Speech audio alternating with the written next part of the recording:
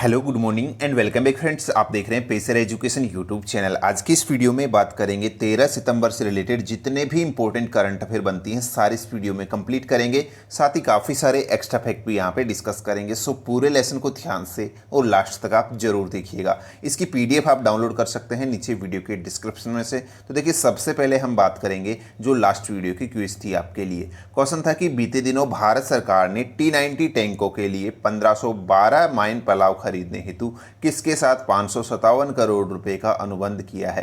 Correct answer आपका होगा यहाँ पर जो भारत अर्थ मूवर्स लिमिटेड है, ये इसका सही आंसर था, BEML।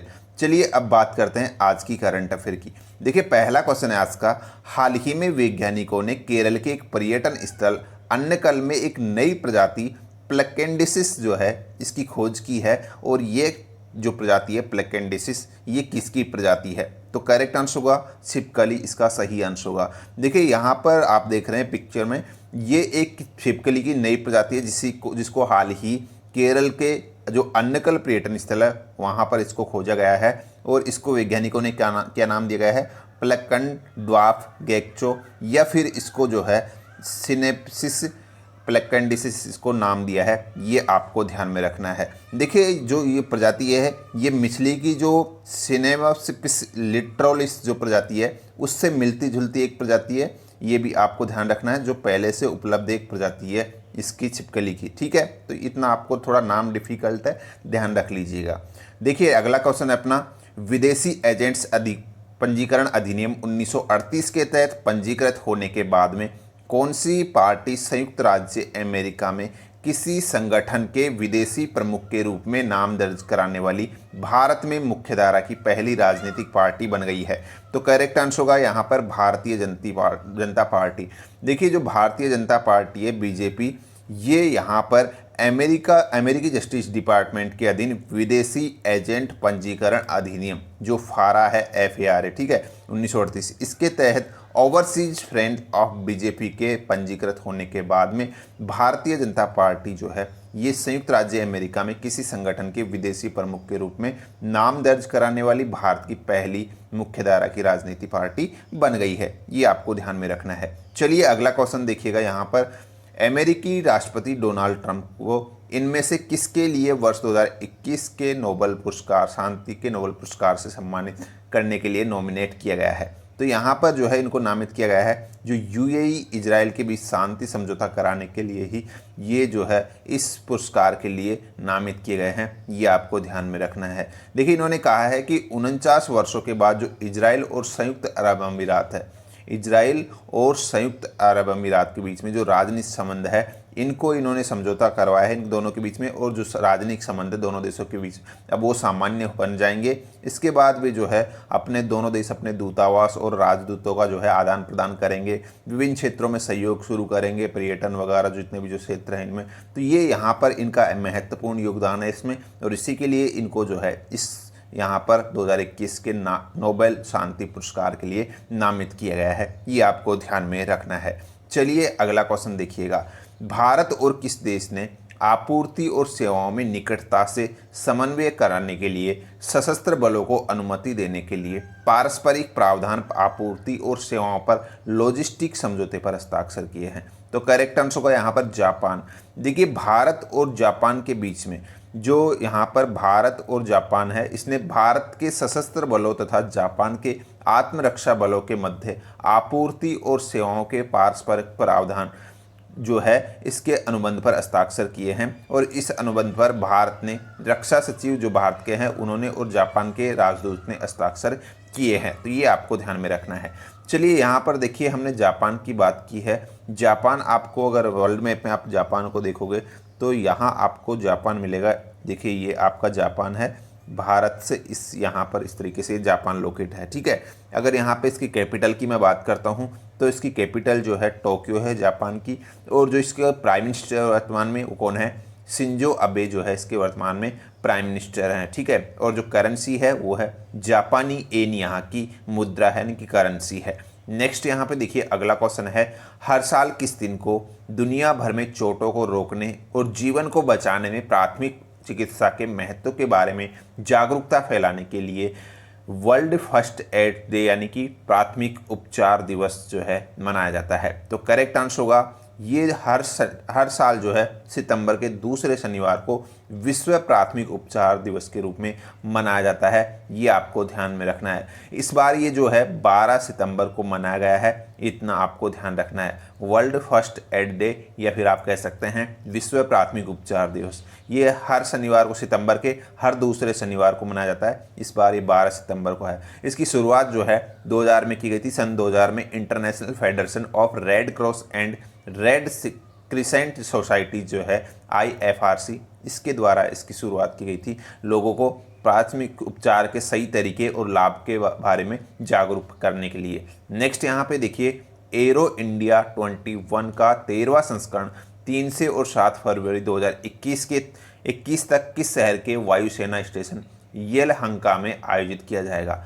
करेक्ट आंसर होगा यहाँ पर आपका जो बेंगलुरु का जो वायुसेना स्टेशन है येलहंका, वहीं पर ये एरो इंडिया 2021 का जो है यहाँ पर ये 13वां संस्करण आयोजित किया जाएगा। ये आपको ध्यान में रखना है। और कब किया जाएगा?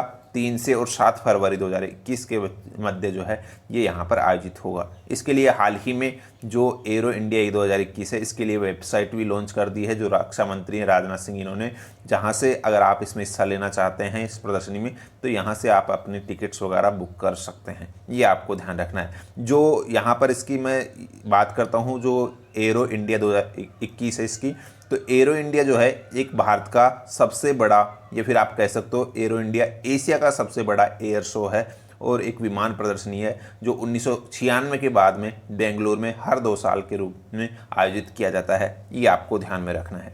नेक्स्ट यहाँ पे देखिए अगला क्वेश्चन है अपना, रेटिंग एजेंसी मूडीज ने वित्त वर्ष 2020-21 में कोरोना वायरस महामारी के कारण भारत की GDP विकास दर कितना प्रतिशत नेगेटिव रहने का अनुमान जताया है। करेक्ट आंसर होगा 10.5% नेगेटिव रहने का अनुमान यहाँ पे जताया है जो मूडीज है इसने। ये आपको ध्यान रखना है माइनस में, ठीक है। नेक्स्ट क्वेश्चन देखिएगा, यूनिसेफ ने किसको बाल अधिकार अधिनियम का सेलिब्रेट एडवोकेट नियुक्त किया है। तो हाल ही जो यूनिसेफ है इसने जो आयुष्मान खुराना है इनको यहाँ पर सेलिब्रिटी एडवोकेट के रूप में नियुक्त किया है। जो बाल अधिकार अभियान है इसका सेलिब्रिटी एडवोकेट कौन बना है? आयुष्मान खुराना बना है। ये आपको ध्यान में रखना है। देखिए यूनिसेफ की बात हमने की है, थोड़ा सा यूनिसेफ के बारे में बता देते हैं। यूनिसेफ एक अंतर्राष्ट्रीय संगठन है जो कि विश्व में जो बच्चे हैं उनकी सहायता के लिए कार्य करता है और इसका जो हेडक्वार्टर है वो न्यूयॉर्क के अंदर है और यहाँ पे H4A इसके वर्तमान में हेड है। ये भी आपको ध्यान रखना है। फॉर्मेशन डेट इसकी फाउंडेड डेट है वो है 1946 में, दिसंबर 1946 में इसका फाउंड किया गया था। ये आपको ध्यान में रखना है। नेक्स्ट क्वेश्चन देखिएगा, वित्त मंत्री निर्मला सीतारमण ने हाल ही में देश के सार्वजनिक क्षेत्रों के बैंकों द्वारा कौन सी बैंकिंग सेवाओं की शुरुआत की गई है। तो करेक्ट आंसर होगा यहाँ पर डोर स्टेप बैंकिंग सेवा। देखिए जो सार्वजनिक पब्लिक बैंक हैं उनके लिए जो है वित्त मंत्री हमारे जो निर्मला सीतारमण जी हैं इन्होंने हाल ही ये पब्लिक सेक्टर्स के लिए एक नई डोर स्टेप बैंकिंग सेवाएं की शुरुआत की है जिसको लॉन्च किया है। और डोर स्टेप सेवाओं का मकसद बस वही है कि जो इम्पोर्टेंट जो चीज़ें हैं, जो मेन जो सुविधाएं हैं उनको जो जितने भी जो सीनियर सिटीजन है, जो वरिष्ठ नागरिक हैं, जो विकलांग लोग हैं, उनको लाभ देने के लिए घर पर ही वो सेवाएं उनको उपलब्ध मुहैया करवाने के मकसद से ही ये डोर स्टेप जो सेवाएं हैं, बैंकिंग सेवाएं, ये शुरू की गई है। ये आपको ध्यान रखना है। देखिए यहाँ पर अब तक क्या होता था कि जो मतलब कि जो डोर स्टेप सेवाएं हैं उनमें केवल चेक, डिमांड ड्राफ्ट या पे ऑर्डर वगैरह हैं वही घर पर आते थे, ठीक है। लेकिन अब इसके अंदर जो है काफ़ी सारी सेवाएं और ऐड कर दी गई है जो कुछ नाम मात्र शुल्क लेने के बाद में आपको जो है बैंक द्वारा घर पर उपलब्ध करवाई जाएगी। तो यही डोर स्टेप्स जो है बैंकिंग सेवाएँ हैं जो शुरू की गई है। नेक्स्ट यहाँ पर देखिए अगला क्वेश्चन है, केंद्र सरकार ने किस राज्य में 971 करोड़ रुपये की लागत से मुंगेर भागलपुर राष्ट्रीय राजमार्ग सड़क निर्माण की मंजूरी दी है। तो करेक्ट आंसर होगा ये बिहार में बन रहा है। इतना सा आपको ध्यान रख लेना है। जो मुंगेर भागलपुर राष्ट्रीय राजमार्ग है इसका निर्माण जो है यहाँ पर किया जा रहा है बिहार के अंदर, जिसकी लागत राशि 971 करोड़ रुपए जो है केंद्र सरकार ने हाल ही में इसको पास की है। और यहाँ पर बिहार की मैंने बात की है, थोड़ा सा बिहार के बारे में जान लीजिएगा। बिहार देखिए, यहाँ पर आपको अगर मैप में बिहार को आप लोकेट करोगे तो ये आपका बिहार है, जिसकी सीमाएं देखिए यहाँ पर झारखंड के साथ लगती है, इधर वेस्ट बंगाल के साथ, उधर यहाँ पर जो है उत्तर प्रदेश के साथ इसकी सीमा लगती है, और यहाँ पर ये इंटरनेशनल सीमा इसके नेपाल के साथ अपनी सीमा शेयर करता है। ये आपको ध्यान में रखना है। चलिए हम यहाँ पर बिहार की ओर बात कर लेते हैं। इसकी जो फॉर्मेशन डेट है 1950 में बिहार का गठन हुआ था, राज्य का दर्जा दिया गया था, पटना इसकी कैपिटल है। और यहाँ पर जो वर्तमान में गवर्नर हैं वो है फागू चौहान, यहाँ पे वर्तमान में गवर्नर है। और यहाँ नीतीश कुमार वर्तमान में इसके मुख्यमंत्री हैं। राज्यसभा सीटों की संख्या यहाँ पर कितनी है? 16 है बिहार के अंदर, और लोकसभा सीटों की संख्या 40 है। ये भी आपको ध्यान में रखना है। चलिए अगला क्वेश्चन देखिएगा, निम्न में से किस राज्य सरकार ने राज्य में हरियाली सुनिश्चित करने के उद्देश्य से आई रखवाली मोबाइल एप्लीकेशन लॉन्च किया है? तो ये किया है यहाँ पर पंजाब सरकार ने। इतना आपको ध्यान रखना है, किसके लिए? हरियाली को बढ़ावा देने के मकसद से ही ये आई रखवाली एप्लीकेशन लॉन्च किया है पंजाब सरकार ने। पंजाब की बात की है, पंजाब को अगर यहाँ पे मैप में देखते हैं तो देखिए जो पंजाब है ये यहाँ पर लोकेट है आपका, जिसकी सीमाएं यहाँ पर जम्मू कश्मीर के साथ लगती है, हिमाचल प्रदेश के साथ ये सीमा शेयर करता है, और यहाँ पर हरियाणा के साथ साथ ये राजस्थान के साथ भी अपनी सीमाएं शेयर करता है पंजाब। इसके अलावा यहाँ पर जो वर्तमान में गवर्नर हैं वीपी सिंह बदनौर इसके वर्तमान में गवर्नर हैं, और जो मुख्यमंत्री है अरविंदर सिंह पंजाब के वर्तमान में मुख्यमंत्री हैं। कैपिटल इसकी चंडीगढ़ है, ये आप सभी जानते हैं। लोकसभा सीटों की संख्या यहाँ पर 13 है पंजाब के अंदर, और राज्यसभा सीटों की संख्या यहाँ पर 7 है। नेक्स्ट क्वेश्चन देखिएगा, हाल ही में चीन ने रूस, आर्मेनिया, बेलारूस, ईरान और अन्य कई देशों के साथ दक्षिणी रूस में होने वाले संयुक्त सैन्य अभ्यास में शामिल होने की घोषणा की है। इस संयुक्त सैन्य अभ्यास का नाम बताइए। तो करेक्ट आंसर होगा काकस 2020, यानी कि काकस 2020 जो है ये एक संयुक्त सैन्य अभ्यास है, जिसमें चीन, रूस, आर्मेनिया सहित कई सारे जो है देश इसमें हिस्सा ले रहे हैं। ये आपको ध्यान में रखना है।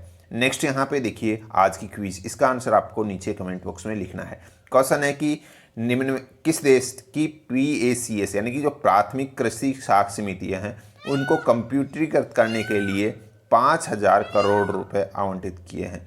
यहाँ पे कौन सा जो संस्था है उसने ये PACS के लिए जो है 5000 करोड़ रुपए का आवंटन हाल ही में किया था, उनको कंप्यूटरीकृत करने के लिए, ये आपको बताना। सो गाइस ये थी आज की करंट अफेयर। होप आपको वीडियो पसंद आई है तो लाइक शेयर जरूर कीजिएगा। आज की इस वीडियो में इतना ही है। Thank you so much for watching us. धन्यवाद।